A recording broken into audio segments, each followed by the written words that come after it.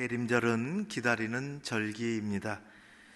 우리는 아주 빠른데 익숙한 세상에 살고 있습니다. 사거리에서 빨간불이 파란불로 바뀌면 0.5초를 지체하면은 뒤에서 어디서 빵빵거리는 소리에 기분이 참 언짢은데, 어느덧 나도 0.5초가 늦어지는 사람을 보면 마음이 편치 못한, 그렇게 물들어가고 있는 세상에 우리는 살아갑니다. 속도가 대세입니다. 여러분, 마음을 조금 이렇게 여유를 갖고 12시 10분까지 설교하겠습니다. 성경은 그런데 우리에게 기다림은 믿음의 다른 모습이라고 가르쳐주고 있습니다.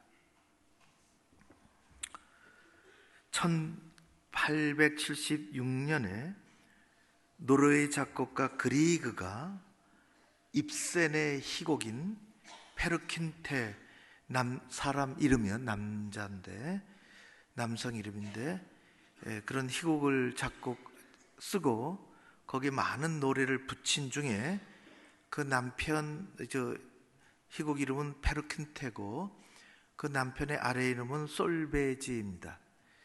남편이 세상에 나가서 방황하며 오랫동안 돌아오지 않는 남편을 정숙한 아내 솔베이지는 언제나 돌아올 건가 하면서 그를 기다리는 아주 오랜 기다림, 그 기다림도 아주 오랜 기다림, 솔베이지의 노래를 부르고 있습니다. 남편은 돌아와서 다 나이 들어 늙고 아내 곁으로 돌아와서 늙은 아내 품에서 일생을 마감합니다. 일생 동안 기다리는 솔베이지의 노래 영상을 보면 너무나 마음이 아련해집니다. 그 노래가 너무 우리 마음속에 새로운 감정을 불러일으키는데 아주 오랜 기다림의 노래입니다. 잘 아시는 것처럼 솔베이지의 노래를 한번 들어보시겠습니다.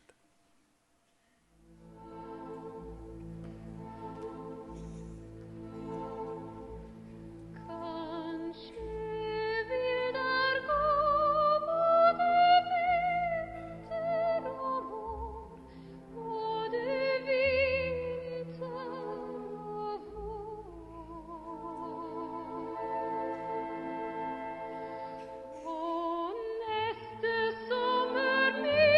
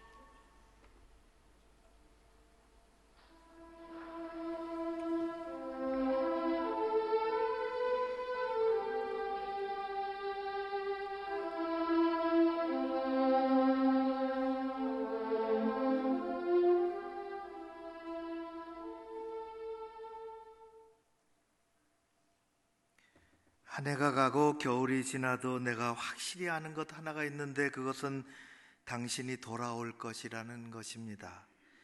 하나님이 당신을 도와주실 겁니다. 당신 혼자 길을 헤매고 있을 때 하나님이 당신에게 힘을 주실 거예요. 혹시 당신이 천국에 있다면 나를 기다려 주세요. 우리 천국에서는 만나 다시는 헤어지지 말아요.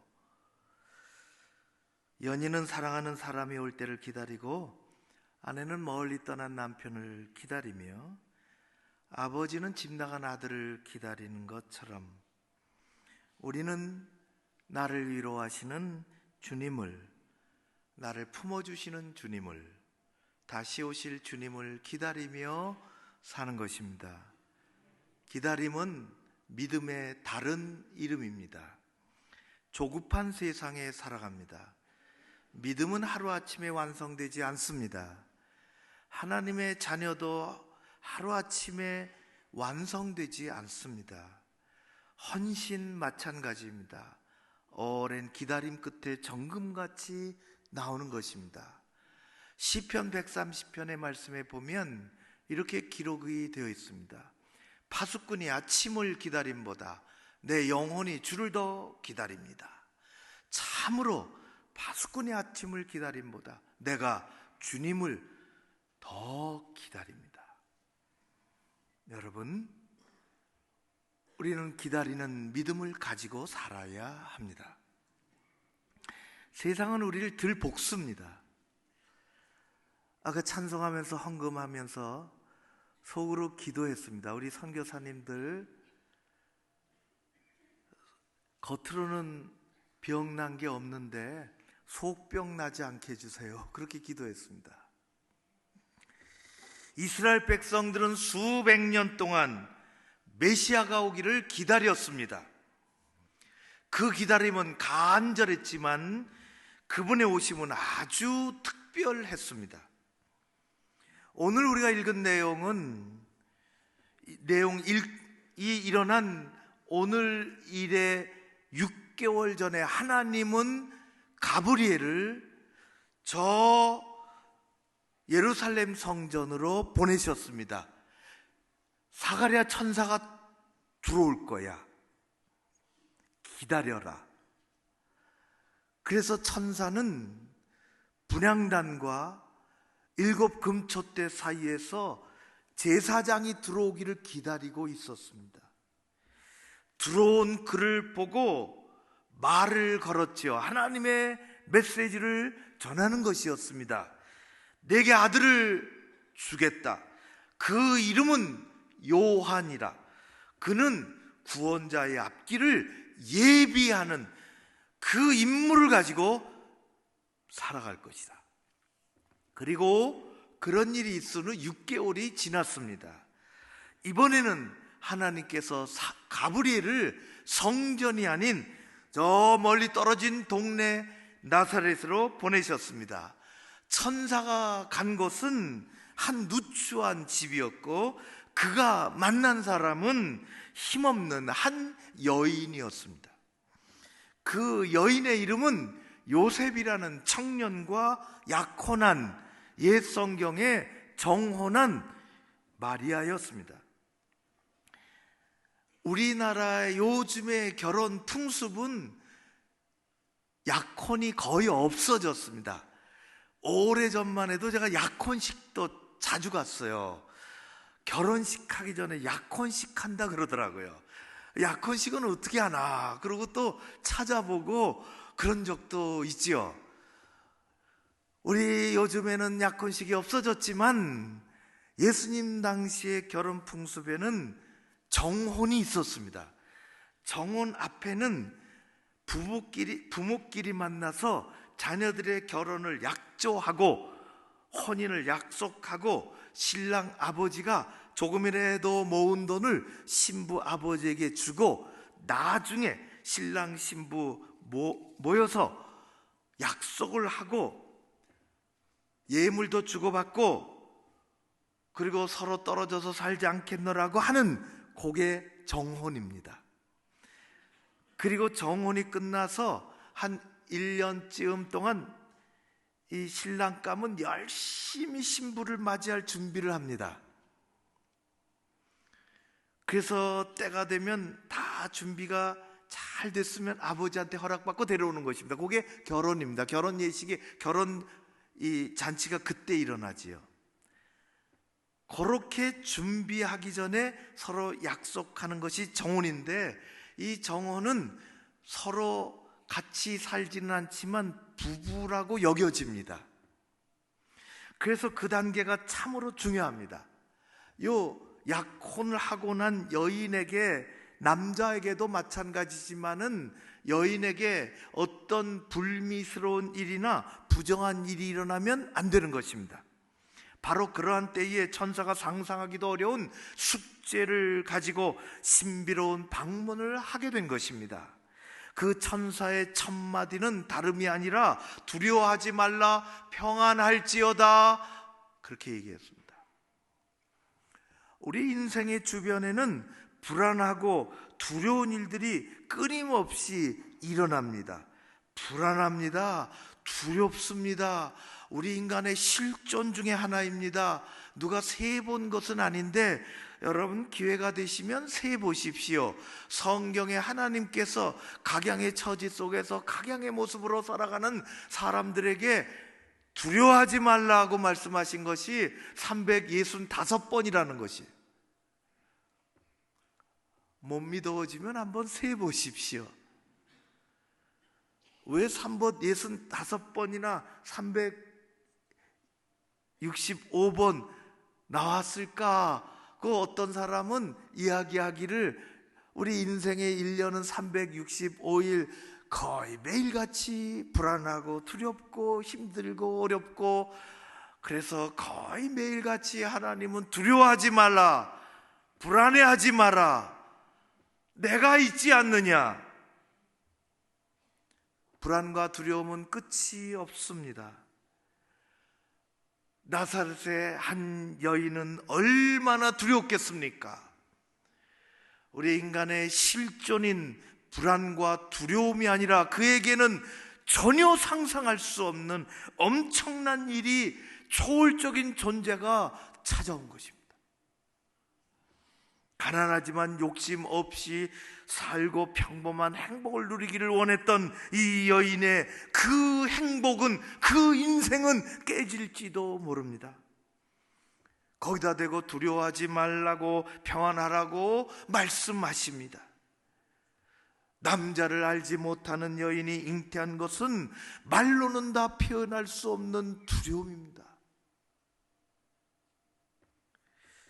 인간이 겪어보지 못한 성령의 초자연적인 잉태, 그 신비로움을 누가 그것을 감당해낼 수 있겠습니까?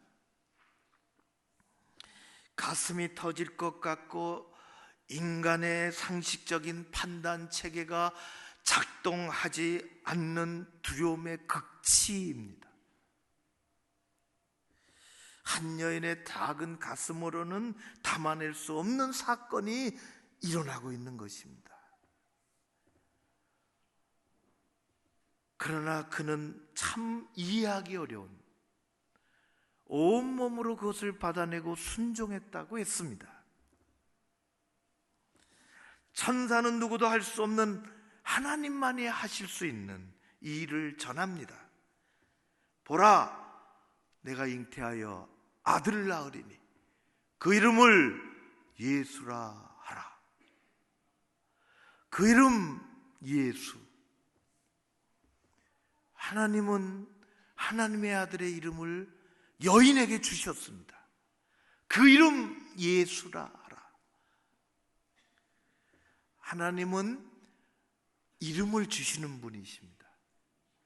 이름은 때로는 그 사람의 존재를 나타내고, 이름은 때로는 그 사람의 삶의 방향을 이야기하고 그 사람의 삶의 내용을 규정짓기도 합니다. 요한이라 하라. 아브라함에게 너는 이제는 아브라함이 아니라 아브라함이다. 온 세상의 아버지가 될 거야. 하나님의 발목을 붙잡고 두려움을 떨쳐내기 위해서 밤새도록 기도했던 욕심꾸러기 야곱은 하나님이 일으켜 세워주시며 너는 이제는 야곱이 아니야, 이스라엘이야, 그렇게 이름을 주셨습니다.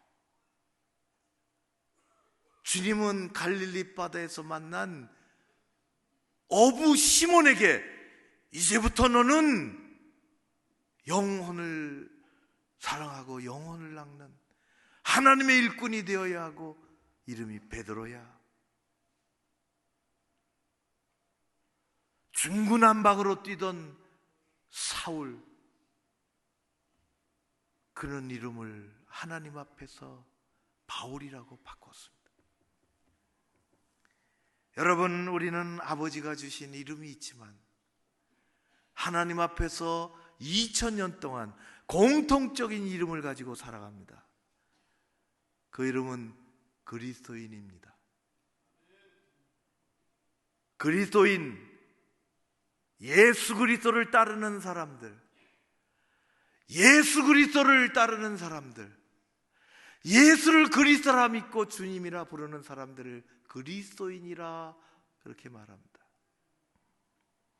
그 이름은 자랑스러운 것입니다. 유튜브가 너무 발달한 세상에서 여러분, 혹시 유튜브 속에서 설교를 서핑하거나 계시지 않습니까?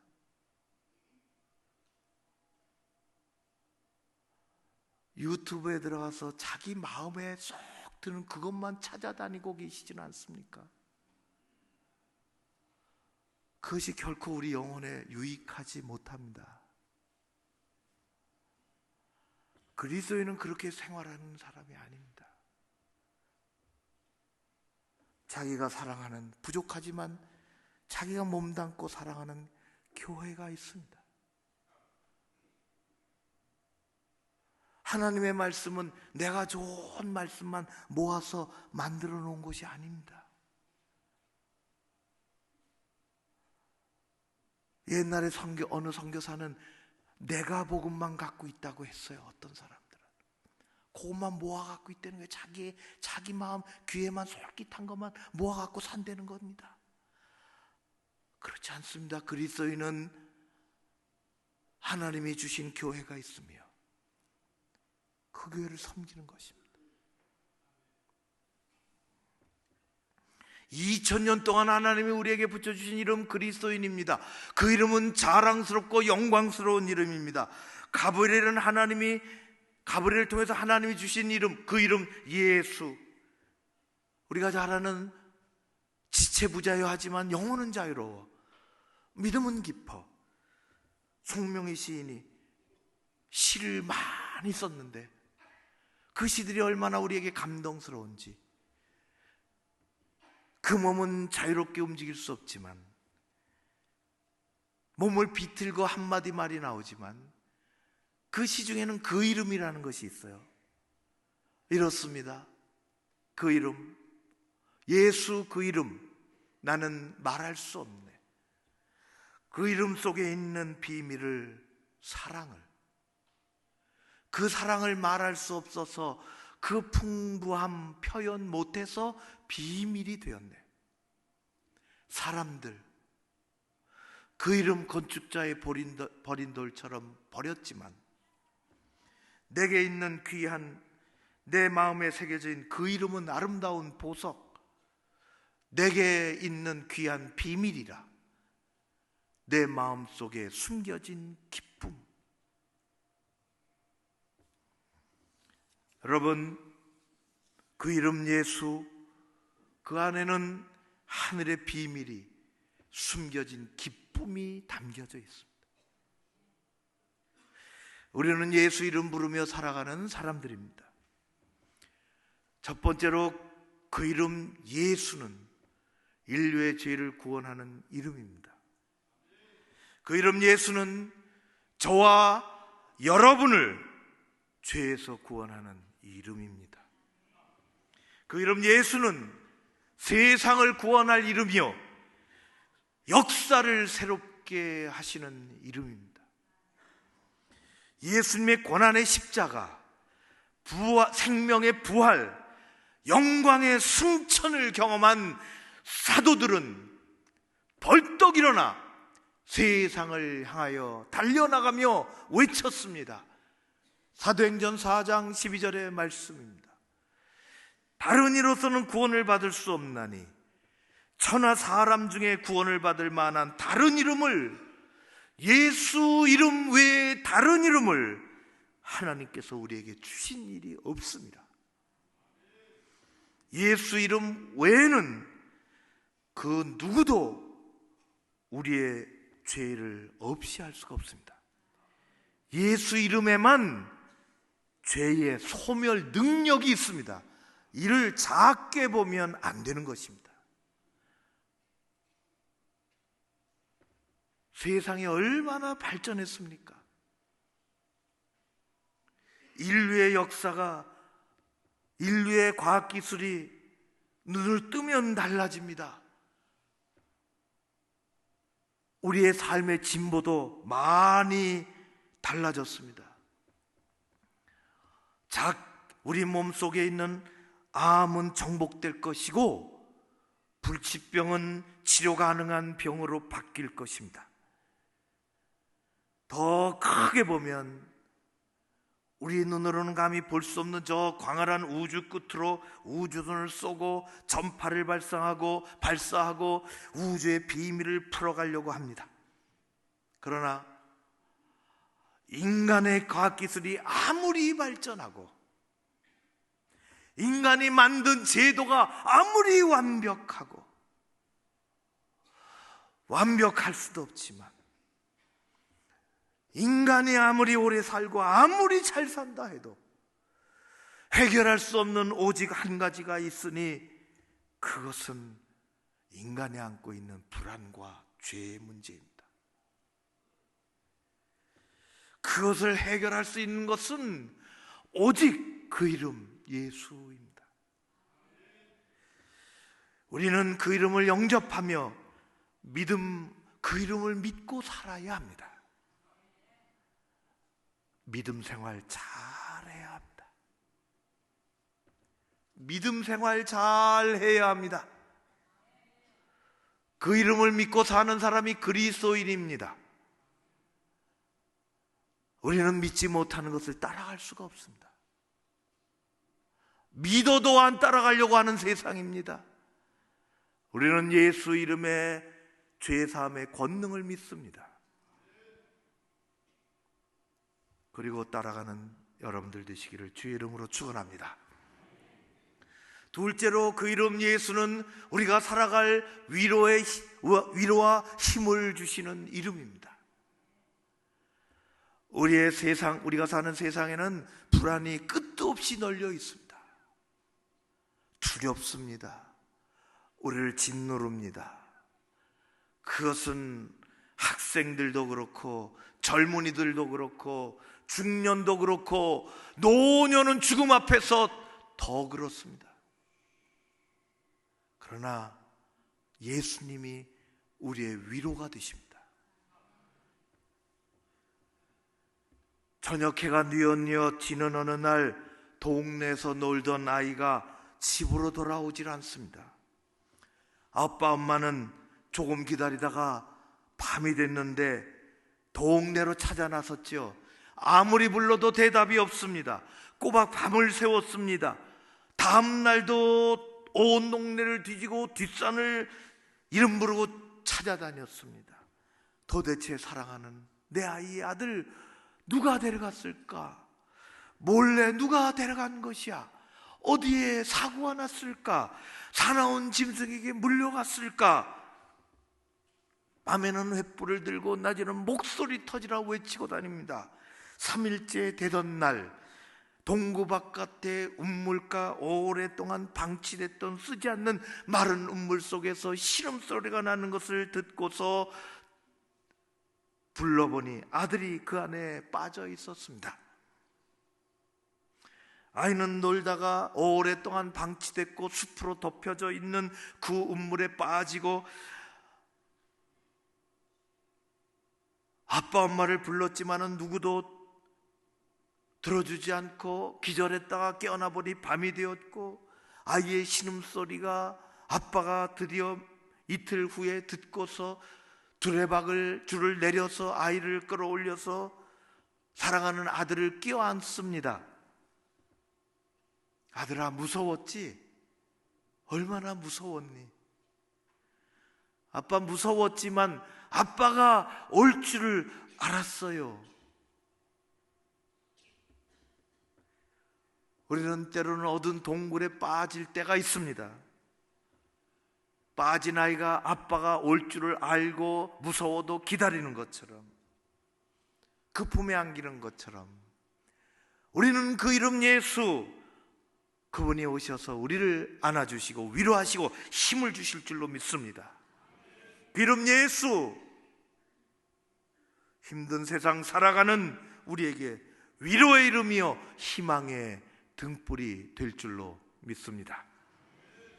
세 번째로, 그 이름 예수는 우리 인생의 길이 되고 천국의 길이 되는 이름입니다.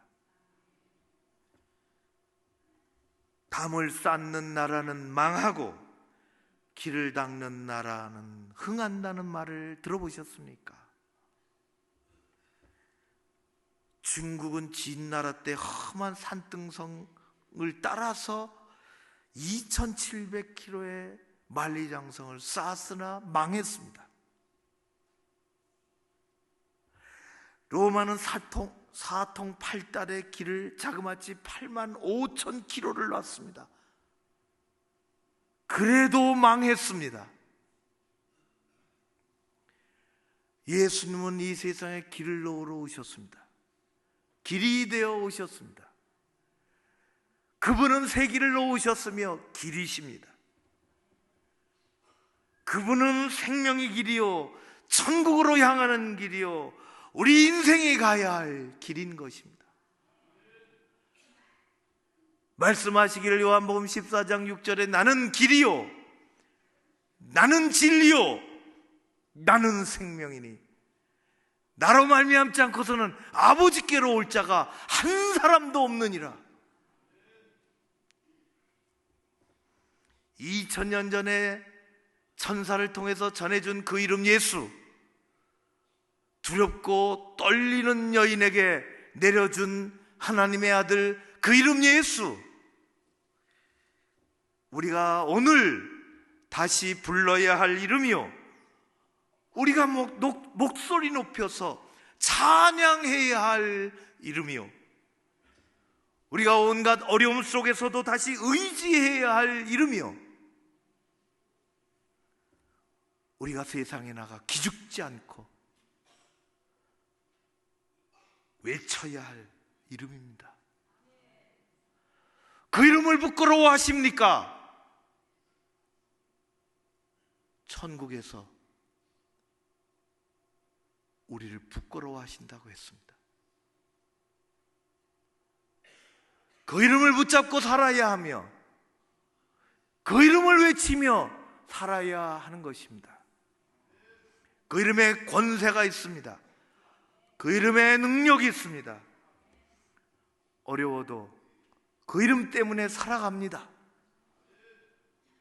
힘을 내십시오. 그리고 자신감 있게 살아가십시오. 예수 믿는 사람답게 살아가십시오. 하나님 바라보고 살아가십시오. 우리에게 그 이름을 주셨습니다. 하나님께서 주신 이름입니다. 멋지게 신앙생활하는, 헛되이 시간 낭비하지 않는 하나님의 사람들로 자랑스러운 그리스도인으로 살아가는 여러분 모두 되시기를 주의 이름으로 축원합니다. 고마우신 아버지 하나님을 찬양합니다. 속도가 대세인 세대 가운데 기다림의 믿음의 모습이라는 것을 알게 하시고 그 이름 예수 이름 붙잡고 그리스도인으로 살게 해주시니 감사드립니다. 구원의 이름, 희망의 이름, 생명의 이름, 길이 되는 그 이름 의지하며 하나님을 섬기는 믿음의 백성들로, 이 땅의 그리스도인들로 살아가도록 함께하여 주시옵소서. 예수님 이름으로 기도하옵나이다. 아멘.